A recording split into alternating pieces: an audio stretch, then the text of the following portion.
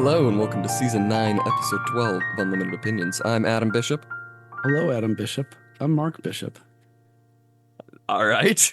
We're, of course, reading Orestes Brownson's The American Republic, Its Constitution, Tendencies, and Destiny. This time, talking about his chapter on secession.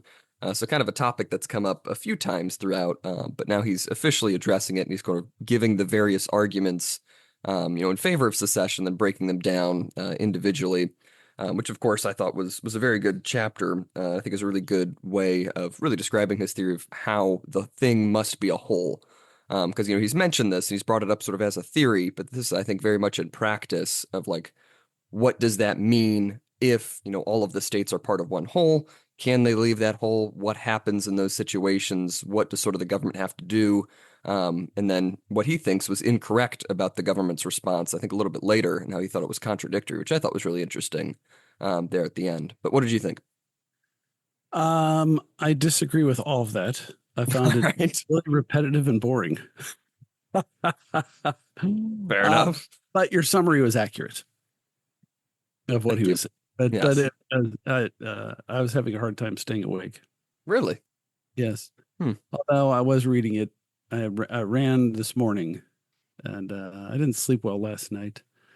I got up and ran this morning, and so I was getting drowsy anyway. So that might have It some. might have, yeah, it might be related to that. Yes. So secession. Yes. He is like I'm getting like the feeling that he's like obsessed with this idea, but I guess you would be if you were a Hmm. political philosopher immediately following the Civil War. Yes. This is the same year that the Civil War ended, so it's a pretty hot Yes. topic, I think, at the time. I said immediately. Yes. Thanks for clarifying. Can't be much more immediate. I guess he could have been there at the what is it, the Appomattox courthouse, and then he would have been the most immediate after. But That in any is event, true. um, yeah, and I didn't appreciate, I guess, he kept saying, here's their arguments and they're all wrong. Mm, And I'd rather he could have shortened it by about 75% by just saying what his arguments were. I In see. fact, I could have done without the whole thing and then just read the last paragraph. I mean, I think that might be overselling it a little bit. 'Cause I mean, I think it is interesting to see, what people thought about secession in 1865, right? Because, like you said, he was very immediately following these events. And so it's interesting to see, the various theories about why it was acceptable, from the different states, and then to see him respond to that, because I think that is an interesting thing to read. Okay. You're full of great commentary this episode. This is going to be a good one. It's gonna be like pulling teeth for me. I could Uh, tell. yeah, maybe I can have some like tangential rants that I can think of while we. Yeah, maybe that would be better. So, I mean, the whole chapter is about secession and about whether or not it's even possible. The two under the United States Republican form of government to have one of the states secede, and how would that work, and what would it be if it were to secede, that being a state. And he says his introductory paragraph in this chapter. He's let's see, what do I say? I've got this quote here outlined in the first paragraph where he's saying that these secessionists demean themselves henceforth as loyal citizens, most likely hold as firmly to the doctrine as before the war, meaning finding themselves unable to reduce it to practice, and the Union victory will remain incomplete till they are convinced in their understanding that the Union has the better reason as well as the superior military resources. The nation has conquered their bodies, but it is hardly less important for our statesmen to conquer their minds and win their hearts. The hearts and minds argument. Hmm. So what he's saying there is, we won the war, but we got to convince these damn secessionists that they were wrong, Hmm. not just defeated. And so that's what the kind of the purpose of this whole chapter Yeah. is, addressing, what their arguments are, Hmm. and then refuting them. I think he does a good job Yeah. refuting them, and believe with I agree with his conclusions. Mhm. Uh, And I think that thoughts? is an important point, starting out with there, of, how it's necessary to, conquer their minds and win their hearts, because, if it is just continuously framed as just one had the stronger, military power and the better economic resources, then there's no reason why the South shouldn't think that they should try again. If they had, better resources, if it was just, a territorial war between two independent states, then there's really nothing stopping the people from wanting to do it again if they disagree on Right. some other major issue and think secession is possible. And so, it is necessary to sort of convince people, hey, maybe we shouldn't do another civil war at some point in the future. Well, especially like their kids and grandkids and all that kind of Hmm. stuff. And I think the uh, arguments behind it are still relevant to today, Hmm. with regard to the division of authority and what the local and state governments can or can't do relative to the rest of the United States. Hmm. Um, and I think those philosophical underpinnings are really important. Of course, the most recent um, controversies have to do with immigration. The sanctuary cities. Saying that the certain cities or states are not going to follow the federal immigration law that applies to all 50 states.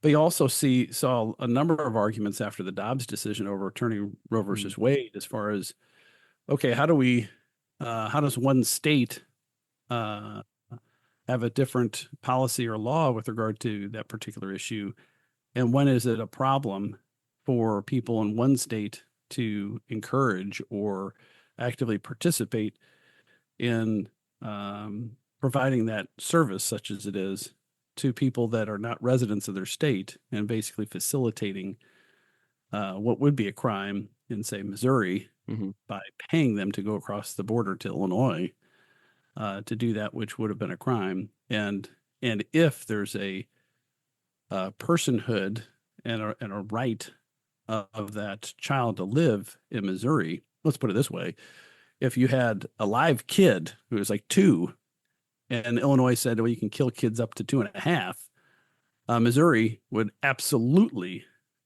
be prosecuting people in Illinois. Hmm. Uh, they would be charging them with crimes if they paid and facilitated the murder of those 2-year-old kids that are being transported across the border just for that purpose. As a conspiracy, of course, the feds, you would hope, would get involved too, because it'd be interstate crime. But the anyway, these kind of issues about the states' rights and the sovereignty, I think, are relevant for that discussion, and Hmm. they're going to become more highlighted, I think, or more important in the next 3 or 4 years, no matter who's the president, because you are going to have a different structure for one state's having a very open policy about that, about Yeah. aborting little babies, Hmm. and neighboring states like Illinois, Missouri is a perfect example. Yeah.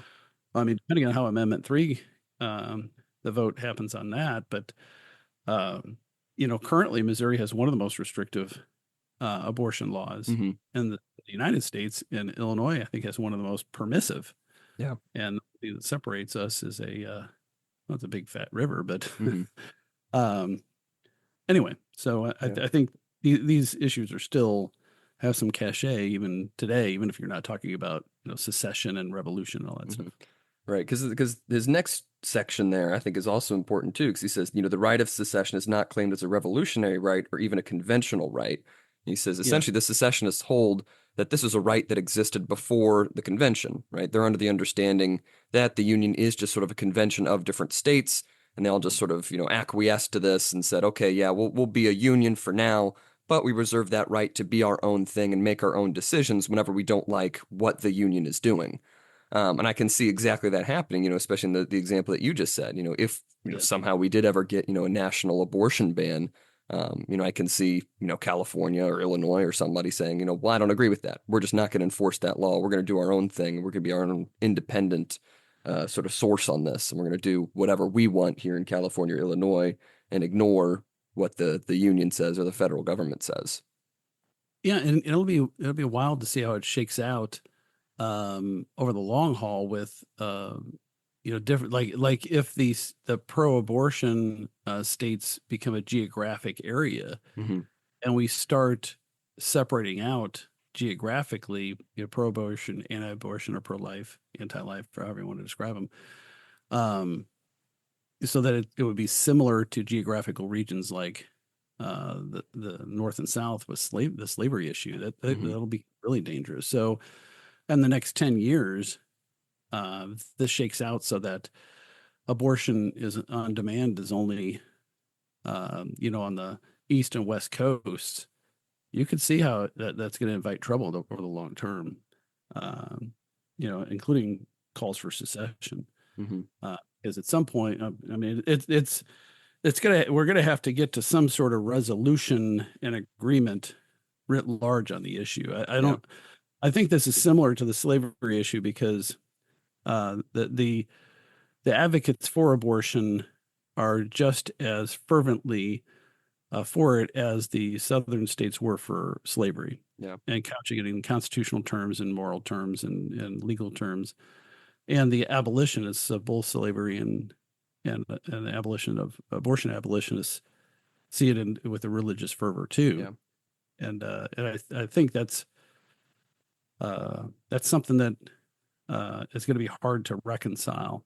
But I think the next phase is going to be sorting out of the states, which is going to take a couple of years, because let's say Amendment 3 passes, which is really overly permissive, even by standard average voter grounds.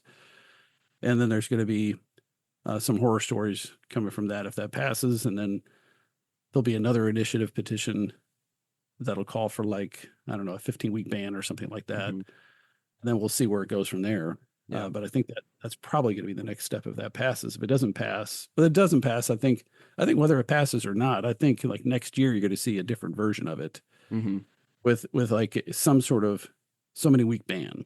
Hmm. Yeah. So if it doesn't pass, the abortion advocates are going to say, okay, fine, we'll come back with the next bite at the apple will be not just a free for all. They'll be like, okay, well, how about we just allow it for 16 weeks or 24 weeks or whatever they do. Hmm. Anyway, so yeah, I mean, let's get to the secession, unless you had something else on that. No, no. So let's get to the secession argument itself. The first one he talks about is is really a corporate argument, which I find somewhat compelling actually, where he's saying, if you enter into an association or a partnership, like in a corporation, if you don't want to be involved anymore, you voluntarily agreed to whatever the business arrangement is. Then you just quite often, every one of them, if they're written well, is going to have some sort of buy-sell agreement. So you address before you enter into the agreement. That's the one thing that I think this argument fails on. When you go into a partnership, if you draft it correctly, you're always going to have a contingency for, okay, how do we terminate the partnership? Hmm. What if one of us dies? What if, because that's there's always going to be an eventuality the partners change. Or what if somebody says, okay, I don't want to be in a partnership anymore? And there is no constitutional provision for secession. And so he doesn't, I don't think he mentions that. Hmm. And I think that's an important point. I don't think he ever mentions, hey, there's nothing in the Constitution that says this is how you get out Yeah. of the Union. And to me, that implies they never planned on getting out. Hmm.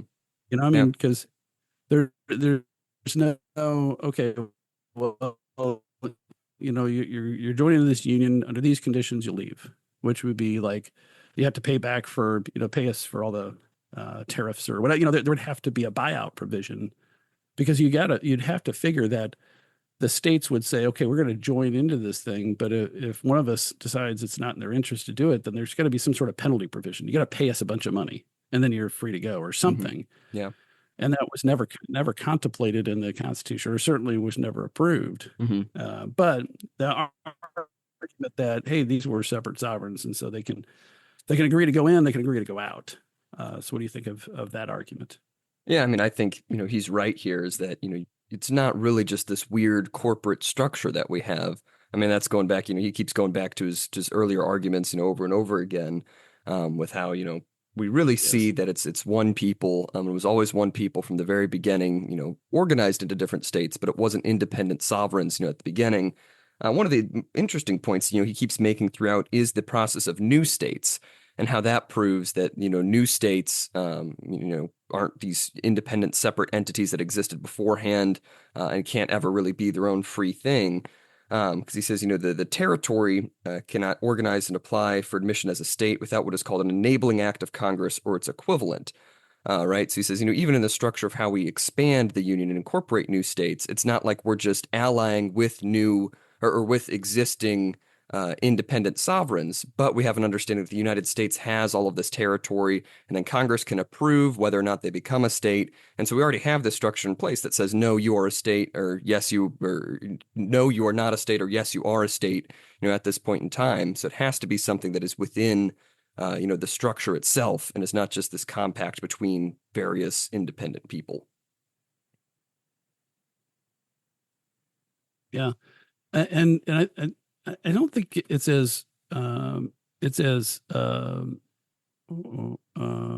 having our problems with my audio. But anyways, so if you can hear me, the Mhm. only it's good as far as it goes, but the uh, the I don't think he goes that next step, which is there's this process for these states, these territories to become states, but there's no process for the states to go back to being territories, Mhm. really.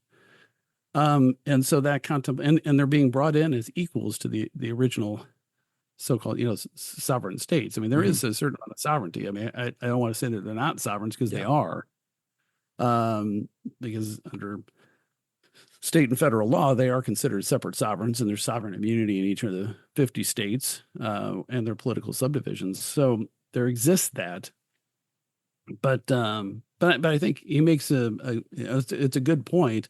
Although he does mention the Texas example, Mhm. which was a sovereign, and he just says, "Well, that's just an outlier." I mean, that's kind of what I think Yeah. he said. "Well, that's just a unique example." I'm like, Mhm. well, is it really that unique? I mean, how independent was Georgia, Mhm. or South Carolina before the Union? But then his counter argument would be, well, they were really never sovereigns. They were subject territories or colonies of the United Kingdom, Great Britain, or Mhm. England or whatever. Um, and so and he makes the argument again that, well, they were revolutionaries together as a group, not as separate states. It wasn't like New York revolted and was independent, and then Massachusetts did, and then Georgia did, or they did it, as different groups, and then those separate groups came together. So I think that's a good point, that it really was a unified colonial effort Mhm. to throw off Yeah. the English at that point. Mhm. Yeah, I think his point about Texas too, is also the annexation there, right? So it Yeah, wasn't, it was its own, independent, country, or for at least a few years there. But he says, it of course lost by annexation its separate sovereignty. So it's still, even though it was a separate sovereign, um, it's not the same thing as, agreeing into this compact on these abstract principles and the union doesn't exist. It's still very much like a historical fact, like Texas was annexed by the United States, right? And assimilated to other territories were added to the United States. And so it still doesn't, work in the secessionist's favor that, the United States is this abstract concept and this weird compact corporate structure that we have. No, it's a real thing with real power, like a physical historical thing. And so the annexation, I think, still plays into that very much so. yeah, and Texas was a really controversial and issue in the Mexican American War. Was Hmm. controversial in its own day, although it ended up, creating a vast wealth of territory for the United Hmm. States, in large part due to the um, efforts of the second best president of the United States, James K. Polk. Just a little endorsement of him, although he's controversial because of various different Hmm. issues and according in the start of the Mexican American War and all Hmm. that. But um, I wonder what the world would be like if they would have ratified his concept of the southern border, which would be quite a significant distance to the south of where it is now. Hmm. But they came to an agreement of sorts, Yeah. and we got a lot of land. I guess the Hmm. second greatest increase in land mass since the Louisiana Purchase. That is true. He also says, continuing on page 143, he brings up John Quincy Adams, where Mhm. he's kind of going back to that idea of, the states without the union cease to exist as political communities. The union without the state ceases to be a union and becomes a vast, centralized, and consolidated state, ready to relapse from a civilized into a barbaric, from a republican to a despotic nation. So again, going to that idea that, the state cannot exist without the union cannot exist without the state. And he also makes the interesting point that the state, as distinguished from territory, is not just an area of land and a population fixed to it, nor yet is it just an exterior organization, but it is in the political powers, rights, and franchises which it holds from the United States or as one of the United States. So so just because you have an organization and some sort of governmental structure with some people on a specific part of land within the continental United States, that doesn't mean that you become a state, right? You have to have those powers and authorities. Again, sort of going back to that idea of, we have a process of making people states and the rights and privileges that they have within the United States. So you can't just say, okay, well, I'm going to back away from the union and still keep, sort of the rights and privileges and structure that I have as a state, because, those things are dependent on the United States as a whole. Yeah. Do you think? I mean, I was. It seemed like he was. Maybe I was getting confused by the way he wrote it, but it seemed like what he was. He talks about the state suicide issue. Hmm. Was he taking the position that a state couldn't secede, but it could be like dissolved and turned back into a territory? Is that what his argument was? The state suicide argument, where that you can just like stop functioning as one of the states of the union?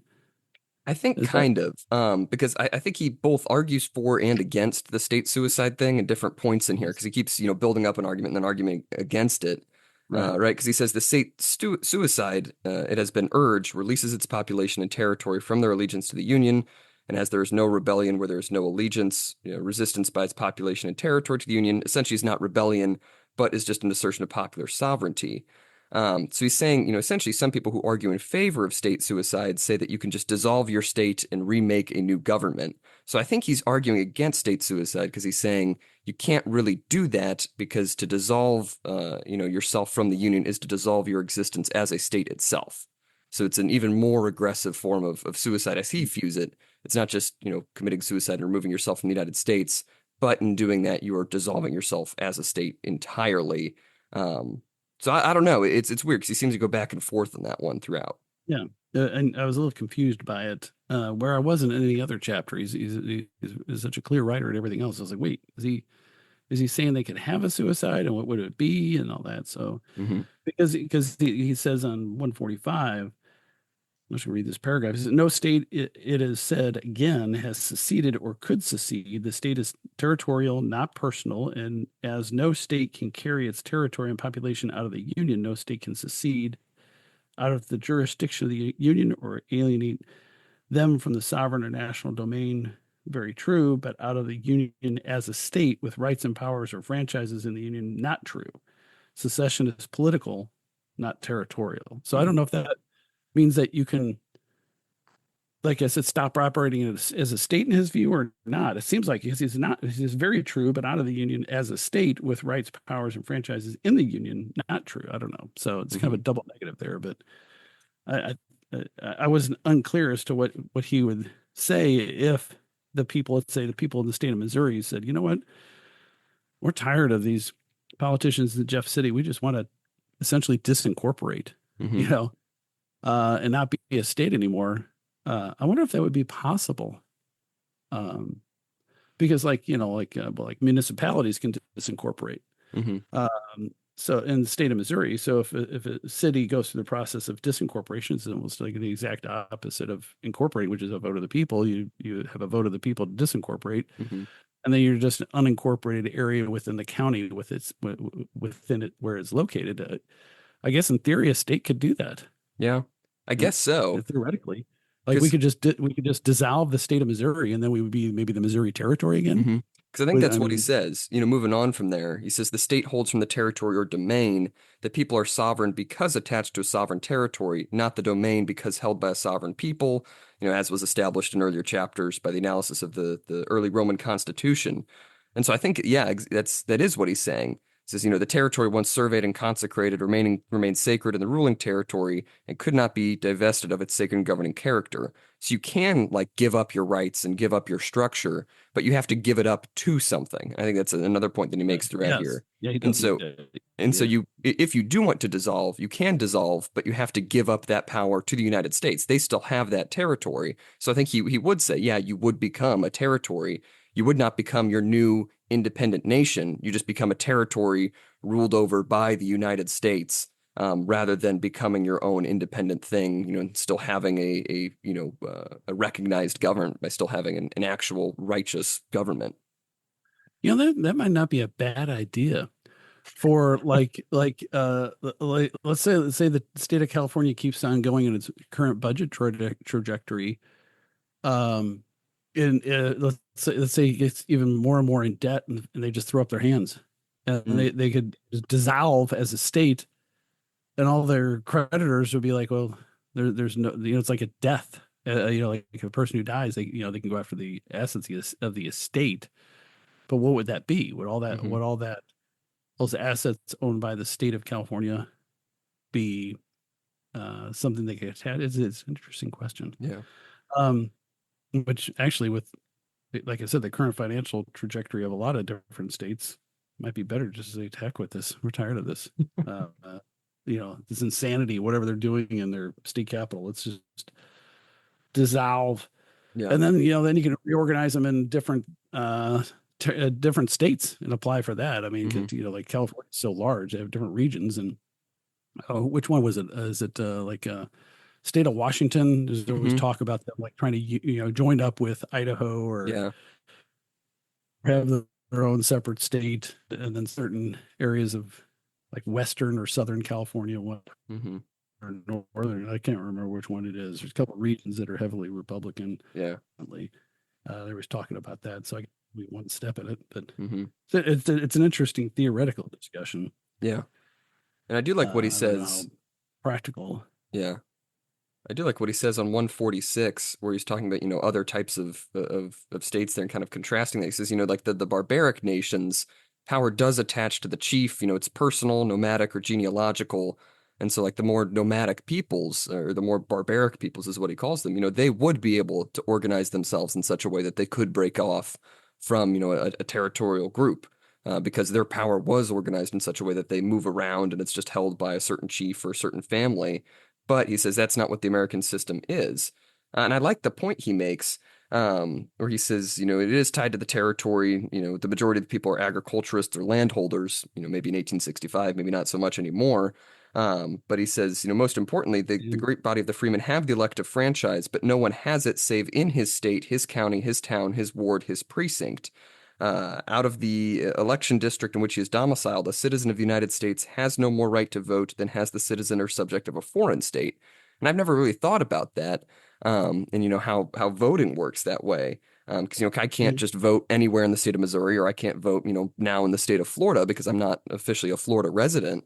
And so there has to be something there where it's not just we have these rights because we are citizens of the United States, but that right is somehow tied to the location in which we live. And so there is like a very direct, yeah, location-based, territory-based argument there. And I think that's an interesting argument because he hasn't brought up any specific laws, or practices until now that ties into that idea of territory. yeah. Agreed. That's a good point. Yeah, I thought it was interesting. Um, And then he also moves on, but he says, as there is no domain, but he says, don't take it too far. The domain, the territory is very important, but he says, as there is no domain without a lord or dominus, which is Latin for lord, and that's where we get the word domain. He says, territory alone cannot possess any political rights or franchises, for it is not a domain. In the American system, the dominus or lord is not the particular state, but the United States. Again, kind of going back to that idea, just because you live in a particular area and you might agree with the people who live around you that doesn't automatically give you the right to make yourself a new state if that territory is under the domain of the United States. Those political rights and franchises don't just come from the land itself, but have to come from the existing political structure. Do you have any Yes. thoughts on that? Well, well, no, I think you covered that pretty well. I was going to go to the next page where Hmm. he's again talking about this territorial, still talking about this territorial issue, but it's on 148, where he says, but this is not the fact, for territory with its population does not constitute a state in the Union, and therefore, when of a state nothing remains but territory and population, the state has evidently disappeared. It Hmm. will not do then to maintain that the state suicide is impossible and that the that adopted secession ordinances have never for a moment ceased to be states in the Union and are free whenever they choose to send their representatives and senators to occupy their vacant seats in Congress. They must be reorganized first. Hmm. So I hadn't heard that argument before because, after, in Reconstruction, they basically were just readmitted into the Union and they had certain Hmm. restrictions to hold office, which recently the Democrats tried to say applied to Trump because the loyalty issue, Yeah. because they barred certain people from holding federal office that were active participants in the rebellion. Hmm.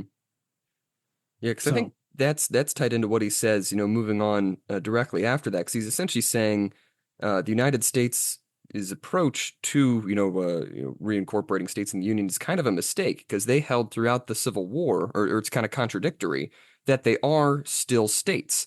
And so you don't yeah, have a right to secede because you remain a state. But then Brownson brings up, well, the reason that we have, any political authority, any political duties that we have are towards the state, us as American citizens. That's just how yes, we're structured. And so if we're following the orders of our state, we can't be traitors if the state is still a state because we're following the orders of the state itself. So he's saying, they should have picked one or the other, essentially. You can't say that they remain states but they're also traitors and they gave up, their rights and things like that because those two things just don't work at the same time. And I thought that was interesting too because I'd never heard that argument.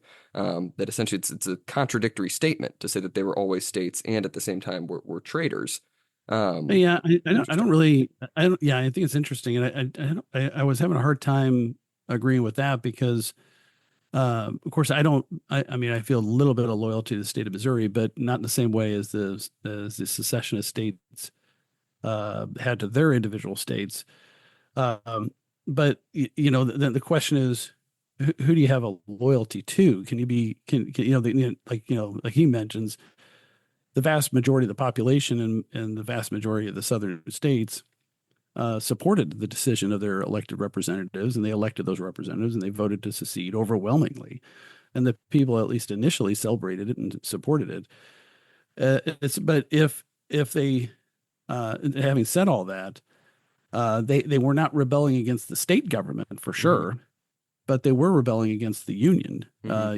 The United States of America, that separate sovereign.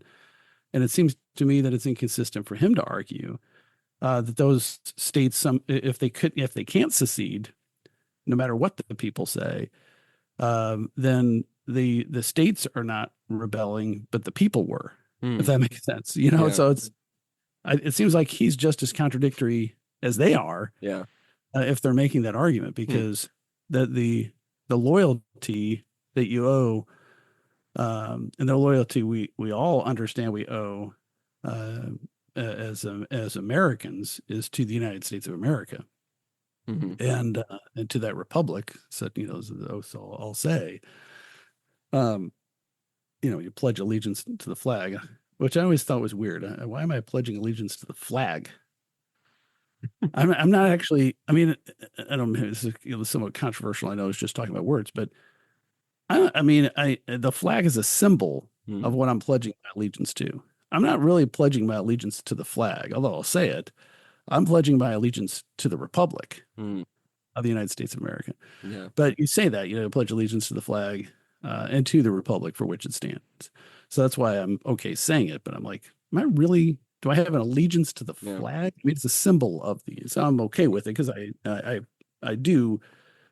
It's a show of loyalty to salute the flag and all Yeah. that. But Well, it anyway, reminds me of the weird thing with state seals, where it's the Great Seal of the state of Missouri rather than Well, not just the yeah, seal that's of the just Great. No, that's yeah. Florida too. I saw that recently. Florida has Really, that too. The Great Seal of the state of Florida. I didn't know that was more common. It might be the case throughout. I don't know why it would be because it feels like it should just be the seal, the seal of the great state of Florida. But I don't know. Well, I guess there were more seals back then, and I don't mean like barking seals. I mean like you have county Yes. seals, and you have notary seals. You seal all Mm, signatures with your stamp or whatever. So maybe it had more I cachet, guess so. and you would have physical seals Mm, on documents. So because like official records of the state would have been sealed with it, and they still are, but they're like electronically sealed now. hmm Hmm. Whatever that means, Yeah, I guess digital that makes sense. seals, Mm, but they're not interesting. seals. Yeah, thank you for clarifying. I was confused. Um, Yeah, but then he moves on kind of towards the end here. That he says, another reason why the doctrine that state secession is state suicide has appeared so offensive to many is the supposition entertained at one time by some of its friends that the dissolution of the state vacates all rights and franchises held under it. However, he says that's a mistake. He says the principle is well known and recognized by the jurisprudence of all civilized nations. Then the transfer of a territory from one territorial sovereign to another, the laws in force under the old sovereign remain in force after the change, till abrogated or others are enacted in their place by the new sovereign, except such as are necessarily abrogated by the change itself of the sovereign. And so again, that's sort of going back to his point of, essentially a state that dissolves would just be made a territory, and you can't just reconstitute everything that exists just because you want to and because you think it's the thing you need to do right now. But if you do give up, all of your territory or give up your sovereignty or try to in some way, the laws are still going to apply to you, and the government that owns the territory or has domain over the territory is going to come in and enforce those laws. He says they really have a right to do so. And that's why I think he is ultimately on the side of the union here is that, if you try and give up your sovereignty, try and say that you're your own independent thing, that's just as good as saying, okay, here you go, United States, I give up, my organizational structure as a state, and you can come in and now you have to enforce the laws because I'm not going to do so anymore. Yes. And then his last sentence comes to that conclusion, which finally, where he says, a territory coming into the union becomes a state going out of the union becomes a territory. Hmm So I guess his whole argument was at this point, all those states that purported to secede, I guess his argument would be they'd all be just territory. It'd be one Yeah. big territory. hmm And then the rest of the country would be able to do whether to admit them as states or just rule over them as they did the territorial governments, which were really just regulated by acts of Congress hmm at the time. Yeah. And I think, We have federal marshals and federal justices of the peace. They had those regional mhm. appointments before you had a state with a governor and all that. Yeah. And I think the reason why he does, spend so long and kind of works through this over and over again, because I do agree with you, this is one of the more um, convoluted chapters or lengthy chapters where I don't think the length was necessary. But the sentence before that where he's talking about, why people were so upset about this, he says, which, talking about this doctrine of state suicide, he says, which nobody has refuted or can refute on constitutional grounds. So I think this was, at the time, a very controversial point that he's bringing up here. That even the people in the Union didn't want to support this idea of state suicide because they had a different, way of looking at it. That they remained states, and that's why the United States still had authority over them. So he's essentially trying to prove to the many people of his time immediately after the Civil War that no, this is correct, and this has precedent in everything I'm looking at here. So it's maybe not as interesting to us now, almost Yeah. 150 years later, but I do think it was important, for the time in 1865. Yes. Yes. All I right. Well, wonder if that's, we'll ever have another state that will try to secede or dissolve. I mean, maybe. I don't think it's terribly unlikely given the way things are these days, but I don't know. I don't know who would be first. The funny thing is that Missouri would probably be the easiest, because the Missouri Constitution can be amended. All you have to do is get it, because we have 7 ballot measures on there, voting on in a couple Yeah. weeks. I was reading all of them this afternoon, because your grandmother was like, what should I do with voting these things? So, I mean, I'll look at them, but none of them should be in the Constitution. Yeah. But these are really just statutory level things. But you could get an initiative petition signed by enough people, then you can get a ballot issue on to amend the Constitution, and you could amend the Constitution just to say we hereby dissolve the state of Missouri. Yeah. And I'm getting kind of tempted. Because that'd be probably the easiest of all of them. Yeah. I doubt any other state has it this easy to amend a Mhm. constitution. That's why we have, the marijuana law in our constitution. Got a whole bunch of junk in there. Yeah. Whether you agree with that should be the law or not, I think we should all agree it should be in our constitution, but Yeah. it's more of an academic Yeah. I'd issue. be curious to see like what issues would be the defining issues there. I mean, I think abortion is one. Like there's, good reason why we brought that up earlier, which is how divided people are and how that's really differences in entire worldview of what life is and whether or not one state can define life differently from another state. But I think immigration might also be a big enough issue to say that this is, something we might secede over. States saying, well, you're letting all these people into the border and now you're dumping them, in our state and we're not a border state. Why are you letting all these people in? We should have a right to secede and enforce these laws and things like that. But I don't know. It would take a lot more steps to get there. I would go a step further than that. I don't think that the current American system, I think generally the American citizens agree on that issue. There's an overwhelming majority That's true. of United States citizens, voters who agree that we need to close that border, Yeah. Republican and Democrat. Then the real risk is if we keep allowing them to come in, that eventually it will be Mexifornia. And they will want to secede and form their own country or join up with Mexico. Mexico, California, New Mexico, Arizona, Texas. Keep importing. It's an invasion, is what it really is. And if you make them citizens, pretty soon they're going to have a majority of foreign-born citizens. And if we were, let's put it this way, that's pretty much how Texas became independent. A bunch of Americans went to the Texas area and said, we're going to form a new country and secede from Mexico. I mean, that's really what they did. Yeah. So the Mexicans, the Hondurans, and the South Americans, they're basically doing that to our border states. Yeah. Now, I mean, that's really what's happening. It's not really as much of a plan as it was with Texas. I mean, there was an overt effort to migrate there to kind of peel it off from Mexican authority. But there's, I think the abortion issue could over time if we separate geographically. Right now, we're not separated geographically. It's more of a hodgepodge and inconsistent results. But the immigration thing, I think it's a live issue, probably a lot quicker. But I think it's more likely that we'll just invade Mexico and just make it part of the United States. Or part of it, like maybe the northern third, and then we'll take Cancun because it's pretty. The Yucatan Peninsula, the resorts. Yeah. I mean, why not? Yeah. There's no reason not to.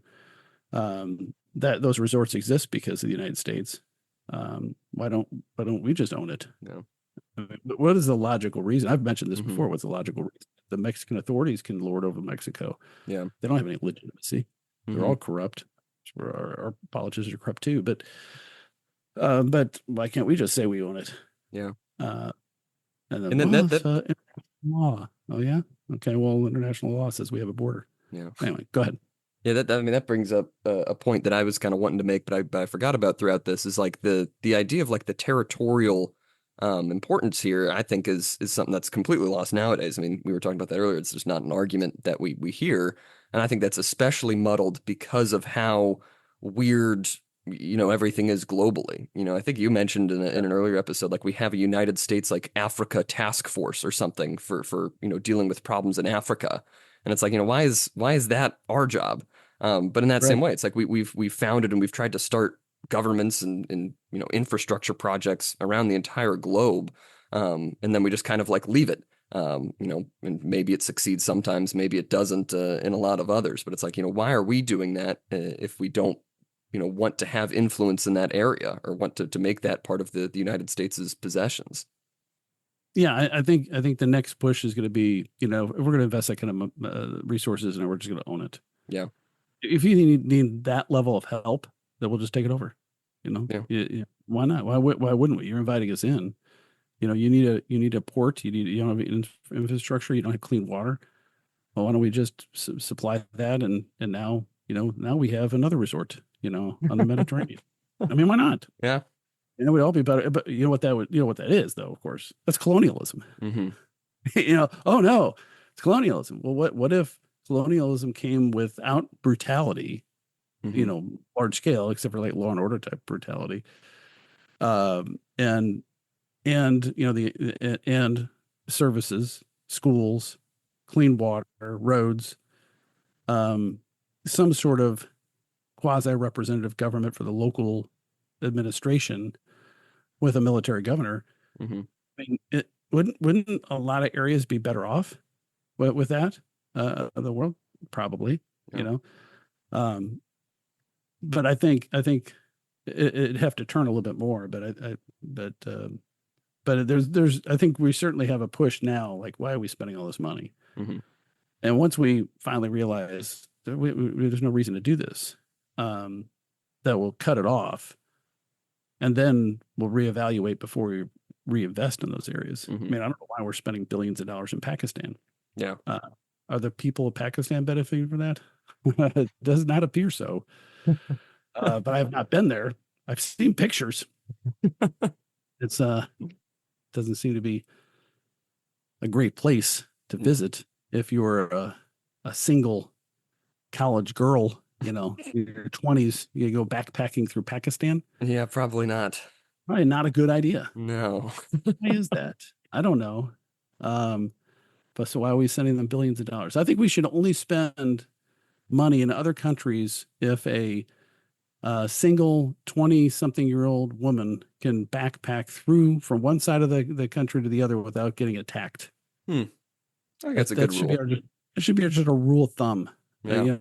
Unless you can guarantee the safety of every young, stupid American young man or woman to just travel through your country, then we give you nothing. Hmm. Yeah, because I mean, Of course, how dangerous it is to backpack across the United States, I don't know. yeah, that's true too. Just don't go in those areas. Which areas? A lot of them.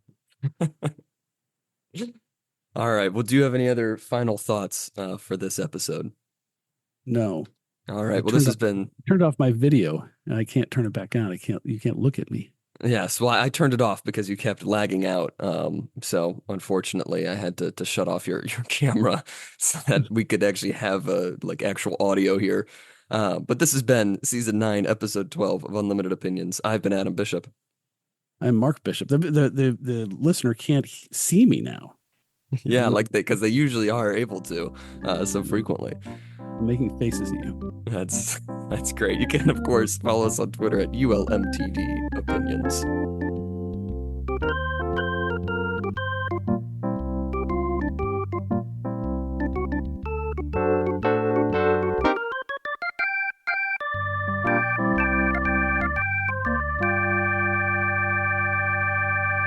All right. They didn't give me permission. I'm locked out. Are you? You locked me out. Oh, you've asked me to start that. So you turned it off. Yes, I turned it off. It was just fine, but then I couldn't turn it back on.